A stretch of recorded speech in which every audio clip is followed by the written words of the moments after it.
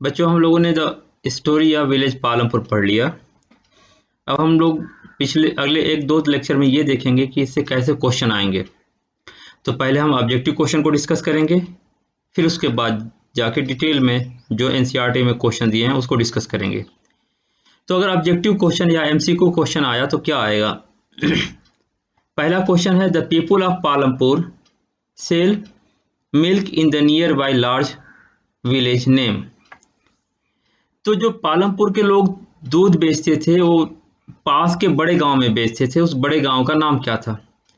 तो हमने बताया था आपको कि जो पास का जो गांव है उस गांव को हम बोलते हैं रायगंज, और गांव से पास का जो शहर था, स्मॉल टाउन था, उसको हम बोलते हैं शाहपुर। तो इसमें ऑप्शन होगा डी, रायगंज। रायगंज एक बिग विलेज था और शाहपुर एक टाउन था। तो पूछ रहा लार्ज विलेज, तो लार्ज विलेज में आंसर आएगा ऑप्शन डी। फिर क्वेश्चन ये है, why do the farmer of Palampur follow multiple cropping? Choose the correct answer. Palampur के लोगों ने बहुफसल विधि क्यों अपनाई? नीचे दिए गए जो ऑप्शन हैं उनमें आपको आंसर लगाने हैं। तो आपको बता दिया हमने कि जब मल्टीपल क्रॉपिंग और मॉडर्न फार्मिंग दोनों का मकसद ये था कि किसी तरह से उत्पादन को बढ़ाया जाए। तो हम देखते हैं ऑप्शन में क्या है।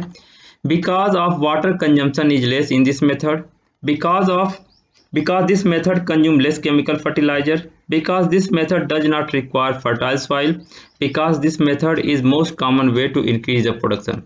तो पहला बोल रहा है कि बहुफसल विधि में मल्टीपल क्रॉपिंग में पानी कम लगता है, ऑप्शन नहीं है। दूसरा है कि केमिकल फर्टिलाइजर इसमें कम लगता है, ये भी ऑप्शन गलत है। तीसरा है कि इसमें बहुत ज़्यादा सॉइल के फर्टाइल होने की ज़रूरत नहीं है। तो लास्ट ऑप्शन, ऑप्शन डी सही है, because this method is the most common way to increase the production, यानी प्रोडक्शन बढ़ाने का एक सबसे पॉपुलर तरीका है। तो ऑप्शन डी इसका सही होगा कि प्रोडक्शन हम बढ़ाने के लिए क्यों मल्टीपल क्रॉपिंग करते हैं। अगला है, ऑपरेशन फ्लड किससे रिलेटेड है? तो हम लोगों ने ग्रीन रेवोल्यूशन पढ़ा जिसका ताल्लुक वीट और राइस के प्रोडक्शन बढ़ाने से था। ऑपरेशन फ्लड का जो ताल्लुक है वो मिल्क प्रोडक्शन से है। कंट्रोल ऑफ फ्लड नहीं, प्रोडक्शन ऑफ फिश इससे भी नहीं, और ग्रेन ऑफ प्रोडक्शन ये भी नहीं। तो इसमें ऑप्शन सी सही है, मिल्क प्रोडक्शन, यानी फ्लड, ऑपरेशन फ्लड है उसका जो संबंध है ऑपरेशन फ्लड का जो संबंध है मिल्क के प्रोडक्शन से है। बेसिकली इसको गुजरात में अप्लाई किया था अमूल के तौर पर।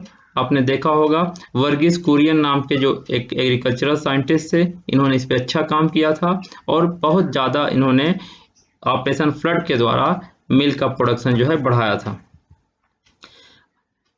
क्वेश्चन नंबर 4 है, which one among the following is non farm activity? हम लोगों ने नॉन फार्म एक्टिविटी पढ़ा कि पालमपुर में मुख्य रूप से 4 कौन से नॉन फार्म एक्टिविटी है। तो पहले आप फिर से याद करिए, वहाँ पर एक तो शॉपकीपिंग था, ठीक, डेयरी का काम था, ट्रांसपोर्टेशन था और स्मॉल स्केल मैन्युफैक्चरिंग था। अब हम यहाँ देखते हैं कि हमारे ऑप्शन में क्या दिया है। तो दिया है मल्टीपल क्रॉपिंग नहीं है, ये तो फार्मिंग है। क्रॉप रोटेशन ये भी फार्मिंग है। मॉडर्न फार्मिंग ये भी फार्मिंग है। तो डेयरी फार्मिंग यानी दूध का व्यवसाय ही नॉन फार्म एक्टिविटी है। अगला है, consumption of chemical fertiliser is highest in which state of India?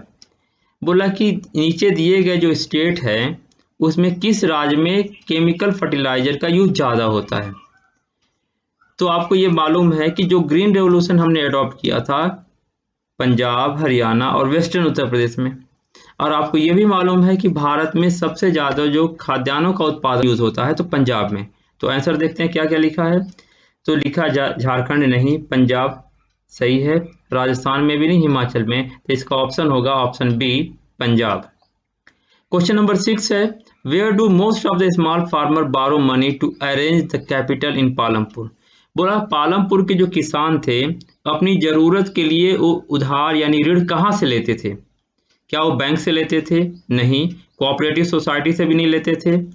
Village money lender और फ्रेंड एंड रिलेटिव्स। तो आप लिखेंगे यहाँ पर ऑप्शन सी सही है, विलेज मनी लेंडर, यानी जो गांव के जो बड़े व्यापारी थे उनसे ये ऋण लेते थे, तो ऑप्शन सी सही होगा।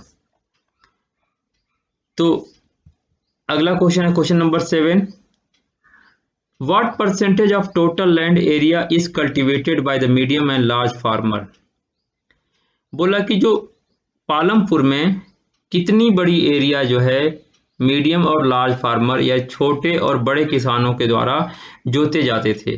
तो आंसर है 64%, यानी 64% जो जमीन थी वो मीडियम और लार्ज फार्मर उस पर अपना अनाज उगाते थे। तो ऑप्शन डी सही है।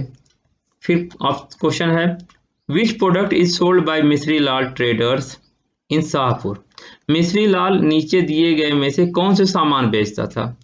तो जब आपने स्टोरी पढ़ी थी नॉन फार्म एक्टिविटी, तो हमने पढ़ा था कि मिश्री लाल क्या करता है, एक शुगर क्रशिंग मशीन खरीदता है और जो कि इलेक्ट्रिसिटी से चलता है, और वहां पर वो शुगर को क्रश करके जोगरी बनाता है और जोगरी को ले जाके शाहपुर में बेचता है। जोगरी यानी गुड़। तो यहाँ पर ऑप्शन देखते हैं, तो ऑप्शन ए ही है, ऑप्शन ए जोगरी। कॉटन का कोई काम नहीं, मशीन भी नहीं, फर्टिलाइजर नहीं, तो ऑप्शन ए सही है।